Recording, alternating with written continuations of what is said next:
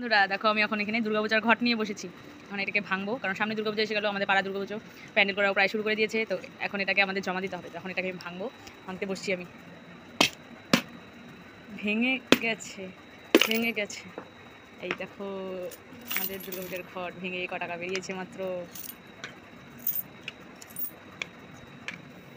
এটাতে প্রত্যেক সপ্তাহে সপ্তাহে আমরা টাকা জমা করতাম, দেখি এটা থেকে কয় টাকা বেরোলো। এই দেখো আমাদের এখন আমরা এগুলাকে গুনবো এবং পরিষ্কার করবো টাকাগুলোকে। 10 টাকার 5 টাকার ডলার আছে এখানে। আগে 10 টাকার 5 টাকার ডলারগুলোকে আলাদা করে নিই, তারপর একসঙ্গে গুনবো, গুনে দেখবো ক টাকা হয়েছে। তারপর এগুলো কালকে বা পরশু দিন কোনো একদিন গিয়ে পুজো মণ্ডপে গিয়ে জমা দিয়ে আসবো আমাদের যে পুজো মণ্ডপের ক্যাশিয়ার আছে তার হাতে। এই হলো দেখো আমাদের এটা দুর্গাপুজোর থেকেই দেওয়া হয়েছিল, কমিটি থেকে বলেছিল এটাতে আর কি রাখতে, টাকা জমা করতে, কারণ একবারে সব টাকা দেওয়া তো সম্ভব হয় না, তাই আগের থেকে জমানো ভালো। যেহেতু আমরা মধ্যবিত্ত ফ্যামিলির মানুষ, তাই আর কি দেখো জমানো হয়েছে কিছু টাকা। প্রতিদিন তো আর ফালাতে পারিনি, প্রত্যেক সপ্তাহে সপ্তাহে ফালানো হয়েছে লক্ষ্মীবার করে।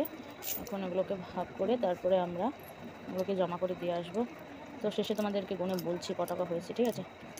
এই দেখো আমাদের টাকা, তোমরা গেস করো। হ্যাঁ, আমি বলবো না এখানে কত অ্যামাউন্ট আছে, তোমরা গেস করে বলো সবাই কমেন্ট বক্সে কত আছে। এগুলো আমি এখন একটা ক্যারি ব্যাগে ঢুকিয়ে রাখছি, না প্লাস্টিকে। এটা কালকে পরে দিয়ে দেওয়া হবে, কারণ খুচরো টাকা তো এভাবে রাখা যায় না, তাই কালকে পরে পুজো মণ্ডপে গিয়ে ক্যাশিয়ারের কাছে দিয়ে দিব। তো আজকের ভিডিওটা এই পর্যন্তই। ভালো লাগলে লাইক কমেন্ট শেয়ার করে দিও। টাটা সবাইকে, পরে আবার নেক্সট ভিডিওতে তোমাদের সঙ্গে দেখা হচ্ছে।